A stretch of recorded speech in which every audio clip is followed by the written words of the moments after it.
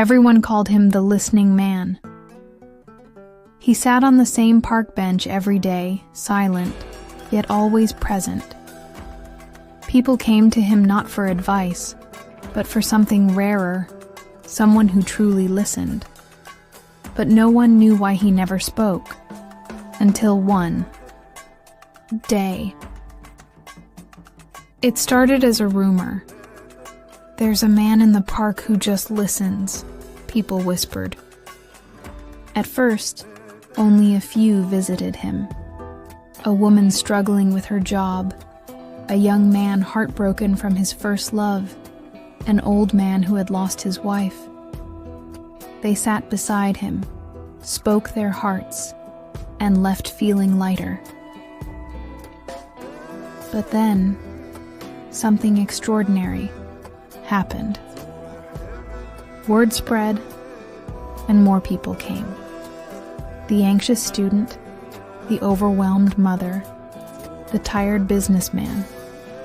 They all came, poured their hearts out, and he simply listened. No judgment, no interruptions, just silence, acceptance. And somehow, that was enough. Over time, his presence became a ritual in the park. People scheduled their days around sitting with him. Some returned weekly, others only once. But every visitor left with a strange sense of relief, as if a burden had been lifted. He had no degrees, no credentials, yet his silent presence was more healing than therapy. One day, a journalist decided to uncover his story. She approached him and asked, "Why do you listen?" He smiled but said nothing. Instead, he handed her a small notebook. Inside, there was only one sentence written. "When I lost my wife, no one listened, so I decided to become the person I once needed."